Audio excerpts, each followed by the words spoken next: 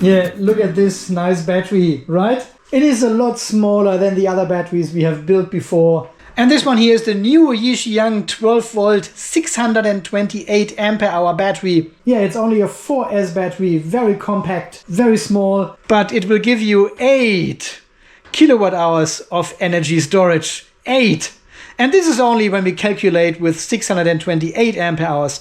But we know from previous tests, the Yixiang MB56 cells, which are going into this battery here, are having around 675 ampere hours per cell. So if you do the maths, you're getting 8.6 kilowatt hours out of this compact battery kit. And this is a full do-it-yourself kit, so you get the battery box with all the accessories, BMS, terminals, everything included. And then you put your own MB56 batteries inside this box. You can order both combined from Yixiang. You put this together yourself. And you can see this box is also coming with a communication panel. RS485 external, CAN external, and RS485 to parallel more of these batteries. And this is what these larger holes are for. There are pins going in, and you can stack these batteries up. You secure them with this hook and latch system. And then you can have your 12 volt, 16 or even 24 kilowatt hour battery. Wow. And I only put this on top of all the other batteries here because it is such a convenient working height. Okay, let's see what's going on. I've already removed all the screws around the lid, so we can just take off the plate. And yeah, first glance, I like it. I like this epoxy sheet covering all the cell terminals. So there are no exposed wires here, except of these 2 terminals. But here all the bus bars, battery cells, everything is covered. Nice. So removing the cover, we can see a bit of a mess inside here. There's everything loose. There are 2 cardboard boxes, epoxy sheets, EVA tape, and some cables flying around. See, they're already...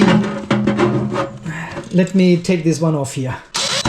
Alright, so they already used a large cable tie here to hold this all together. Let's see what's happening here. See, we've got scratches everywhere. I know it's inside, but it's still such a nice case. And why would you risk to scratch it everywhere during transport because you haven't secured your load correctly? They could potentially strap everything with a cable tie to this metal rail here running across, just to give it a bit more protection. And what are all these cables for here? Ooh, we've got a fire extinguisher as well in a 12 volt box. Nice. And look at these fat bus bars. Wow. So what do we have? 30 millimeters by 2.5 millimeters. Yeah, so these bus bars are a bit wider and a bit thicker than from the other batteries because we've got a lower voltage and therefore the current is a lot higher. What do we have here? Display. And here we've got the BMS box. So what kind of BMS do we have? It's a JK B-2A8S30P SHCR. So this is a 300 amp 12 volt BMS with a 2 amp active balancer. And we've got a peak current of 450 amps with this BMS. Wow. Okay, nuts, screws, bus bars, balance cables, and some other stuff for the heating and temperature sensors, which we all don't need because this is already included in this PCB here running across the cells. And we've got 3 EVA tapes, 4 epoxy sheets, and another 2 EVA tapes. And we've got 1 big sheet here for the floor. And we just want to have a quick look what's going on inside.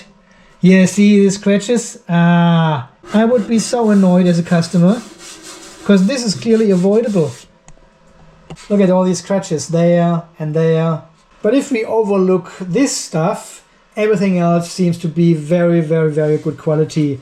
Welding spots, everything is nicely painted, even inside here. Compression plate, which is actually not a compression plate. Yeah, but nothing to complain about this workmanship again. As well as from the outside here, perfect. Nice round corners. All the holes are lining up. Everything is nicely painted. No chips, no scratches, nothing. Yeah, and then here at the front we've got the JK B-series BMS. This is one of the newer versions of the B-series. And this is connected to a P-Link communication board, which sits here on the back of the front panel. Underneath we've got the cutout for the display. Yeah, this is one of the older, the 3.2 inch or whatever it says here on the screen. I'm not a big fan of these ones here, you will see this later. But hey, it's pretty good to see that even 12-volt batteries now get the possibility to be connected to an inverter and to other batteries in parallel. And they can all talk to each other and control your inverter. M8 terminals at the front. This one is a 300 amp fuse, DC 110 volts, interrupting current of 50 kiloamps. Very good. Yeah, 300 amp JK B-series BMS. I can see the green marks down there on the bus bar, and the same over there. There's a green mark. Yep, there's a green mark underneath the fuse as well. But I cannot see a green check mark on this terminal. Neither can I on this side. Do we have to take off the front panel for any reason? I don't think so. Because the cells will be sitting this way. So this is actually not a compression plate here. And then we've got two connection cables. One is for the PCB, connecting all the balance cables and temperature sensors. And the other one is for the display. So this one basically goes this way. And we've got the trigger for the fire extinguisher. It's not really a fire extinguisher, it's more a fire suppression system. So yeah, and this basically concludes the whole box. Yeah, what we are completely missing here is a breaker or a main switch for this box. There's nothing like this. Maybe that's not common for 12-volt batteries. I mean, we've got the fuse in here just in case of a short here on the outside. The fuse will blow and save the day. So let's also have a look at the MB56 cells they have sent as well. I have seen them before. I just wanted to check on these ones here again. Oh, they look amazing. They look really, really nice. Look at this. Beautiful. Apart from my own fingerprints, nothing. Brand new, sealed at the bottom, and heavy. They are heavy. And these MB56 batteries here are coming with M8 welded terminals and this little red rubber plug to cover the terminals. Now, really, really good. It says here on the sticker, model MB56, rated value 3.2 volts, 628 ampere hours, energy 2009 watt hours. No, 2009.6 watt hours. But we know these ones here can have easily over 670 ampere hours. Huge capacity and storage. Just having a look at the other two, they look really good. Brand new A-grade. As expected from Yixiang. So we've got the EVE Power Cell Lithium Iron Phosphate B-grade, MB56 628, and they are made end of November 2025, so they are probably half a year old now, which is absolutely fine. The good old Jingman factory produced these wonderful cells for you. So I think with the material provided with the EVA tape and epoxy sheets, it's very straightforward to build this battery here. Alright, so the larger parts obviously go in this way and the smaller ones going this way. Bam! Here comes the rain again. Alright, first cell goes in. This would be the one on this side, and I think because we've got 5 EVA tapes, let me put one in here. So positive comes over here, obviously. This is the one going to the fuse and then to the positive terminal. EVA tape, next cell.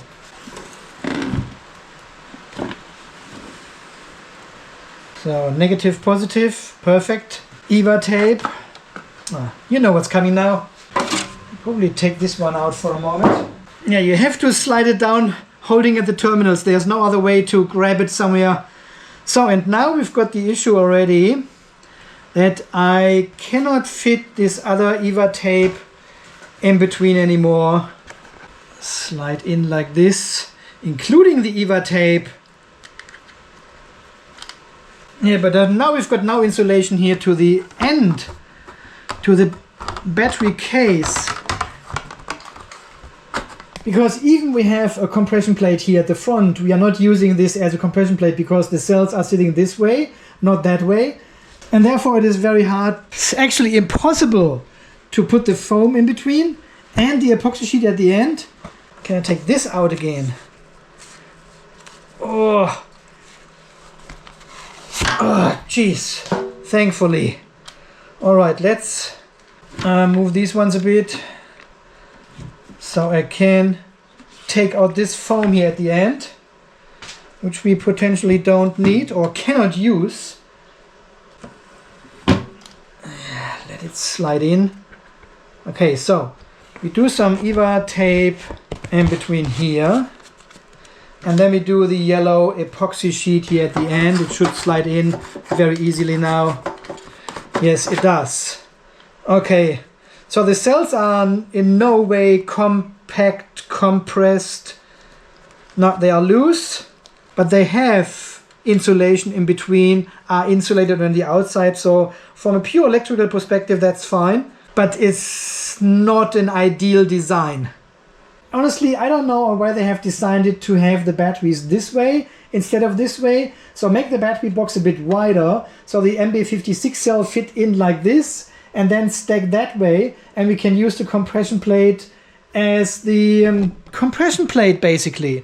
Yeah, remove the front panel and then tighten these bolts to compress the cells in the case. Why would you do it this way though? Because this is a 12-volt battery, so it is kind of for mobile applications. If you go camping, if you are on a boat or in an RV or in a cabin, you take this battery with you. With 2 people, you can easily carry this one and you have power for the whole weekend. But if you carry it like this, yeah, and the cells are loose and move around, that is not great. So in a mobile application, these cells need a good fixture so they are not moving around when you move the box. Yeah, we've got the flexible bus bars for these cells, but still I'm not a big fan of this design to have the batteries this way. I would rather have them this way, the box a bit wider, and then we can compress them. This is a well-established and proven concept and design for all the batteries we have ever built. But here it is changed for some reason, I don't know. Maybe they can't make the box wider because it doesn't fit into certain applications then anymore. Yeah, but this is not ideal. Okay, negative, positive. I'm just checking this again. Negative, positive. And then we've got negative, positive. Alright, we've got M8 flange nuts. And here again, we should potentially cover all the terminals we are not working on at the moment. Okay, we've got the positive here. Positive is not connected to anything but the fuse and the outside terminal. And we've got the negative done here. Can we connect this one already? Yes, we can. And we've got this movement and the flexible bus bars allow for that. I will contact the person at Yixiang and ask them if there's a reason they have built it like this and not the other way around. I'll probably go with 6 Newton meters here for these MB56 cells. There we go, 6 Newton meters. Yeah, feels good. Now check the 2, and I'll check the front terminals as well. Yeah, they are about 6 Newton meters anyway.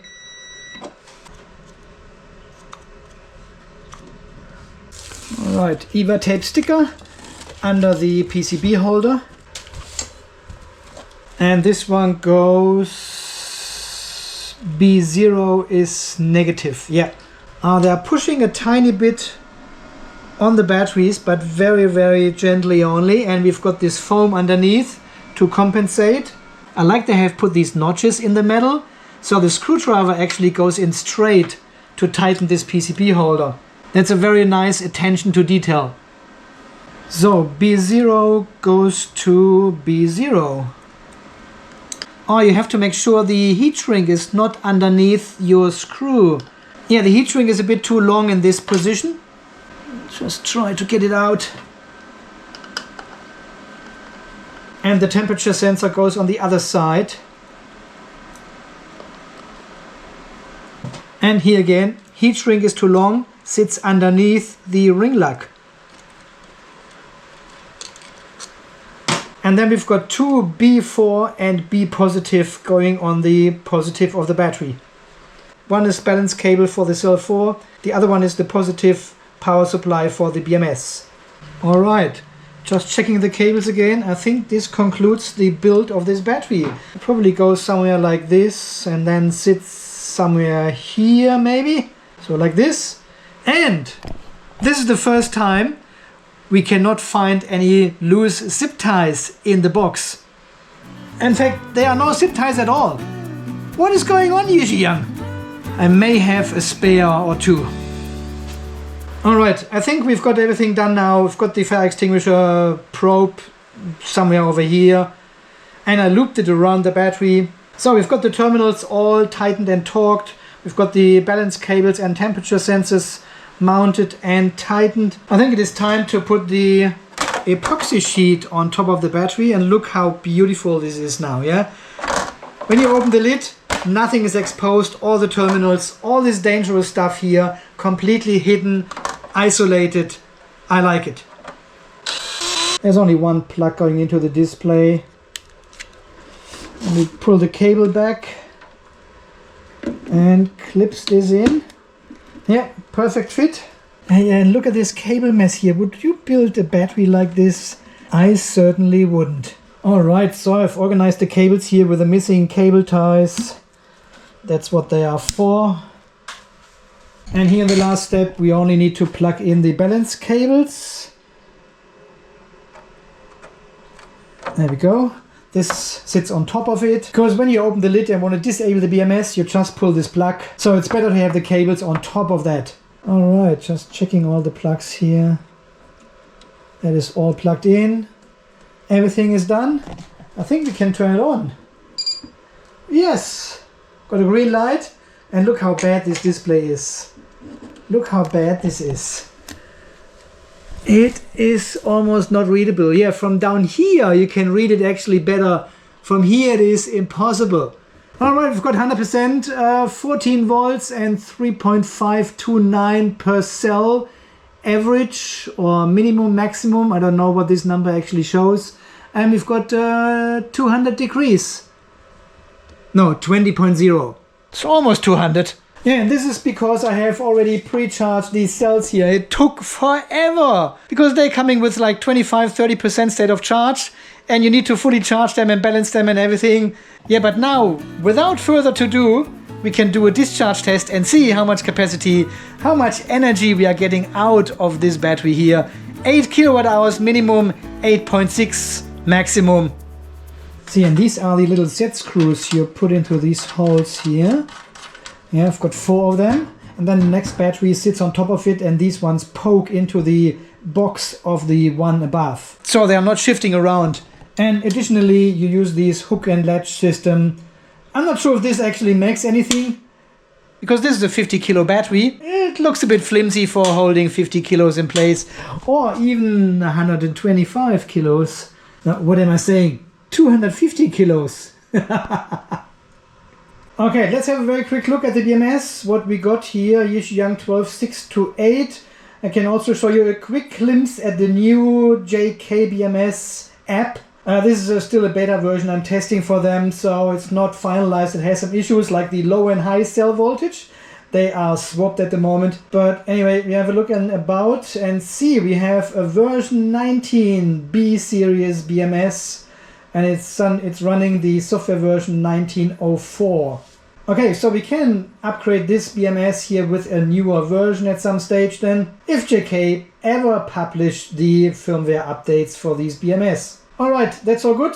Let me cable everything here. Let's put the smart shunt test in between, the inverter, a breaker to turn everything on and off, and then we do the capacity discharge test of the 12 volt 628 ampere hour battery here from Yixiang. It says it doesn't say it here. Why is there no sticker on it? See, all the older boxes here, version 1, version 2, they had this printed on the front panel. This version 3 doesn't have it anymore. I had one of their stickers here to put on, but it looks totally shit in comparison to these ones here. They were nice. And this one doesn't have anything either. You don't know which brand it is, nothing. Wouldn't you put your company name on such a box if you sell them?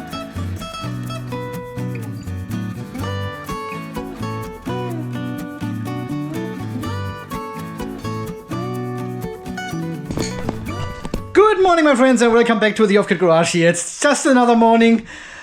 Yeah. Alright, I've now set up the test environment here to test the capacity of this 12 volt 628 ampere hour battery. I'm expecting 650 at least. So we've got positive and negative coming down. Negative is going through the smart shunt test into the breaker. Positive cable is connected here to supply power to the smart shunt. Breaker is turned off at the moment. Positive, negative coming out here, going into the legendary, the Peter Inverter. Yeah, as always, I link these inverters down below. They are amazing. I've got the 12 volt and 48 volt version here. 3.5 kilowatt standalone inverters. Amazing. Running everything. Garden shredder, electric chainsaws, everything. And now charging the vehicle. And this is exactly where this cable goes to. In a loop. Goes back all the way out into the carport, connected to the Tesla.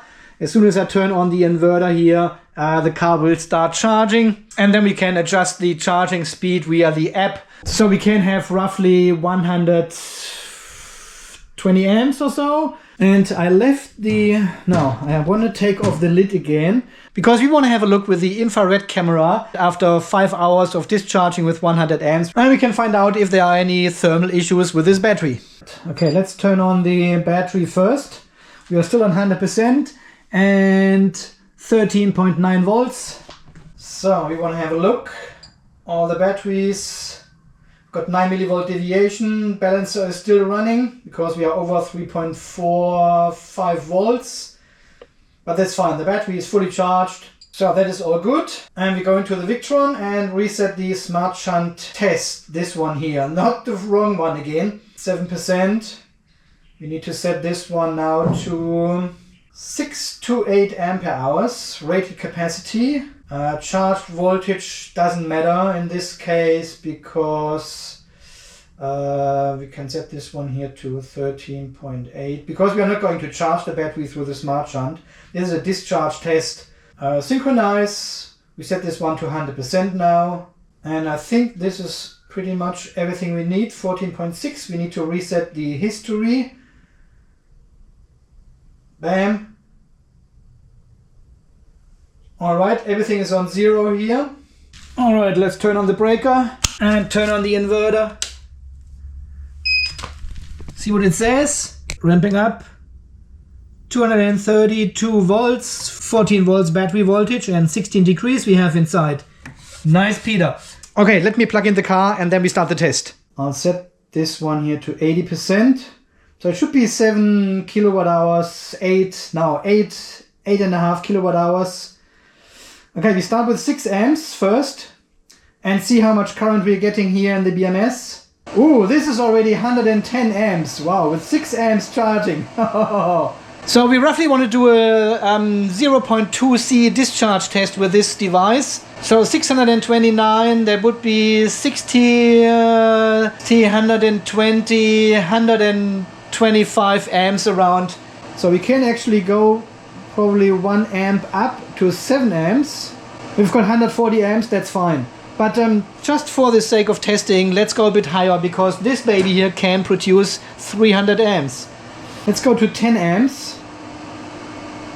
And this is a 206 amps. I just need to be careful because our Thomson circuit breaker here is only rated for 200 amps maximum. So it will take a while until it trips. But eventually it will trip at 205 amps. Can I even go to 12? Can the battery deliver that? 247 amps out of this battery here. Beautiful. That is nice. Alright, let's go down to 7 amps, which is about 0.2C. 143 amps it is. It's actually a bit too much, right? We probably go to 6, yeah, 120. Because the current will increase over time anyway when the voltage goes down. Let's check on the smart shunt as well. 122 amps, and we have already used 6 ampere hours, which is 0.1 kilowatt hour, 7 ampere hours now. Wow, it goes quick. Okay, so 120 amps from the battery is around little bit under 1.5 kilowatts. Yeah, so this is half what the inverter can do, and probably half what the battery can do. So the combination, this battery with this Peter inverter here, is actually perfect, because they match well, and you can run these 3 kilowatt hours here for over 2.5 hours easily with this battery before it's empty, and can power pretty much everything. Dishwasher, washing machine, microwave, kettle, anything, or charging a vehicle. Alright my friends, as always we leave this all running as it is, and if something happens in between I'll get the camera back out, but I don't expect anything from happening. So temperature of the battery at start is around 19 degrees Celsius. And here looking in the settings, it looks like we have the cell undervolt protection set to 2.5 volts, so that's perfect. Battery will be discharged until one of the 4 cells hits 2.5 volts, and then we end the test. If the inverter doesn't shut down before that, due to the undervoltage protection. So at this point it will take around 5.5, 6 hours until we are done. We are now at 10:40, it will be late in the afternoon then. Until then, you have a good day, see you in a Alright my friends, it's been a while since the battery is discharging here, and we want to have a look inside and see what the temperatures are doing. So let's start from the beginning here. That's the Peter inverter. There's nothing to see here. That's the cables going from the Peter inverter to the breaker. 33 degrees. Smart shunt. That's a bad crimp there. 43 degrees. Connection cables going to the battery. And the battery itself has 38 degrees on the cable. Yeah, that's nothing. That's cool. Alright, and this is the situation inside the battery. All the cells are pretty cool. Look at this. Nothing to complain here. It's got the bus bars with 38 degrees. We've got 55, I've seen 54, 55 degrees on the fuse again. Oh yes, this is pretty hot actually. I have to tell you, I'm not sure if I'm a big fan of these fuses. We have seen this before with discharge tests and having these fuses in between, and they got pretty hot. Because the BMS itself is only 43 here. Yeah, this is a bit more than hand warm. It's nice to touch. But this one, 55, not so much anymore. Alright, but here all the bus bars, all the connection cables, everything ice cold. Beautiful. Okay my friends, the BMS is now reporting 1% capacity left. We are still discharging with 123 amps around. Cell voltages are at 3.1 volts. Got 5 millivolt deviation, but we are still in the flat area of the discharge curve. So let's go in the smart shunt test. So we should have discharged around 628 ampere hours now. Yeah, smart shunt is already on 0%. History, 8.1 kilowatt hours already discharged from these cells, and we are still going strong. Yeah, 639 ampere hours, 12.5 volts we have. So we are still good to go for another probably half an hour or so until we coming down under 3 volts, and then it starts to get interesting. But so far, top battery, top performance, amazing capacity, 8.1 kilowatt hours from this little box. Alright my friends, I think the inverter has just turned off. We are just under 3 volts with the battery, 628 ampere hours discharge, the BMS says. Let's have a look at the cell voltages here. 2.9, 2.8, 2.8. Yeah, there's still some energy left in the battery. Let's have a look at the smart shunt, what it says. Here we go, yeah, 672.2 ampere hours we have discharged. 8.5 kilowatt hours that was. Yeah, the minimum battery voltage was 10.6 volts. And this is probably when the inverter turned off. So unfortunately we didn't witness it, but I just got a notification on my mobile phone that the car stopped charging, so I was wondering what's going on. We were just at 3.1 volts and now we are at, yeah, the test has finished. 11.6 volts. There it is. But yeah, I'm very happy with this result. I mean, 8.5 kilowatt hours from such a box, that is just incredible. And we can see here the battery temperatures have increased to 31 degrees only. So let's see, how long was the test? 5.5 hours at 1.5 kilowatts. That is a pretty good result, I think. Got a cell deviation of 43 millivolt here, but that's fine. There's still some energy left, but we didn't get any cell undervoltage protection here, which is totally fine. So it's always good the inverter turns off first before you hit these 2.5 volts with your battery anyway. It doesn't stress the cells too much then. Yeah, my friends, there you have it. That was the 12 volt 628 ampere hour do-it-yourself kit from Yixiang again. Well, the sticker is actually missing here. I don't know why they don't put the sticker on the box. Make a bit of advertising for your own company. Yeah, even we have seen some minor issues with this box here. And there is a QC pass sticker on the box as well. I think overall it is a pretty good box, pretty good build. And I've also asked Yixiang why these ones were not marked here. Well, if you would have a manual for this box, it would have been easier. So the idea behind this build is to take the front panel off. That's why you have to undo these two screws anyway, so they are not torqued from the factory.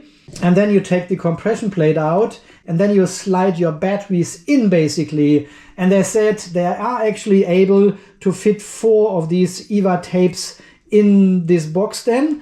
But 4 doesn't make a big difference because then you have EVA tape only on one side, but not on the other side. Not a big deal because we've got the epoxy sheets isolating the cells from the metal case. So there's no issue as such. But I would really like to see these cells being orientated this way, left to right. And then we can use this compression plate and give the cells a bit of a snug fit. I think they went rather with the aesthetics because otherwise the battery looks a bit wide and not as deep anymore. And looks a bit weird from the design. But functionality wise, having the cells in this direction and making the box a bit wider and not as deep is probably the better choice. But hey, that's probably just me.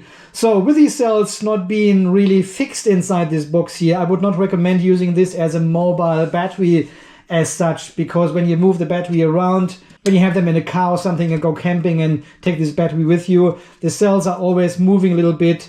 Even we have these flexible bus bars here, it is not ideal that the cells are constantly moving inside this box. So hence I would really recommend to make this change in design. And I've tried this before. It is possible to lift this battery here with 2 people, but it is heavy, yeah? That is like 50 kilos or so we are talking about here. But you can get this box here with a wheelbase as well, as we have seen with the other Yixiang devices here. It comes with a nice wheelbase, very strong feet then. You can roll them around. And you've got the same here for the MB56 cells.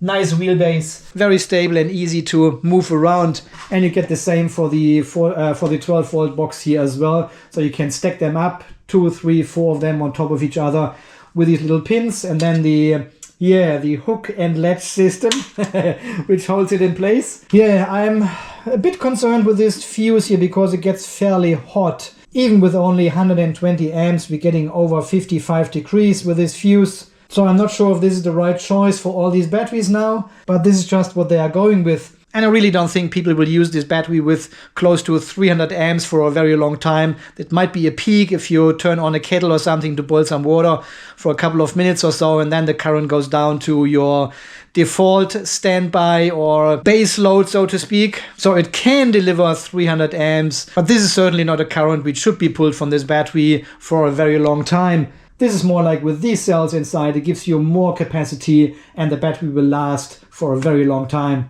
Yeah, I've also tested the connections and connected everything to the master BMS here, and it shows up as a 12 volt battery, gets all the data into Victron. And as we have seen, we can do firmware updates with this BMS here as well, so that's pretty good. So pretty much the only thing I'm missing a bit is a breaker or a main switch here, battery main switch here. There's lots of space in this box here, look at this. So maybe we can have a main switch somewhere down here where we can interrupt the positive or negative.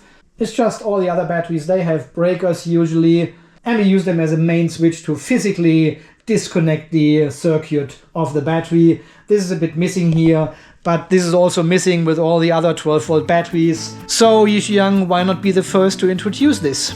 There's always the opportunity to be better than the others.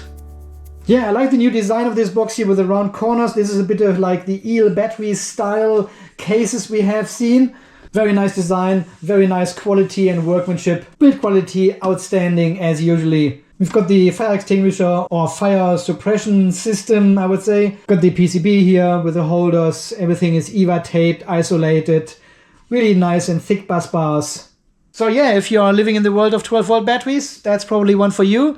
With this 8.5 kilowatt hours, it's a big boy. And you can stack them up and make it a 16, 17 kilowatt hour battery with 2 of them in parallel. Wow. As always, you find all the links to this box, to the batteries, to these amazing A-grade EVE MB56 cells down under the video in the description. This all links back to my website. I've got all the information there.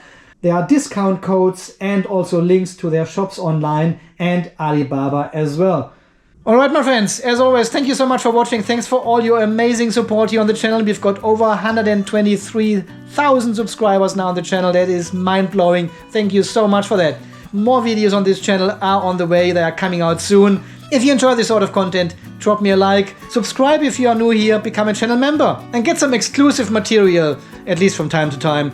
But it is a nice way to support the channel and keep it independent. So thank you very, very much for that. Until the next video, guys, when we do something different than testing a 12-volt battery. Until then, you stay charged, stay safe, and thanks again for watching. See you then. Bye-bye.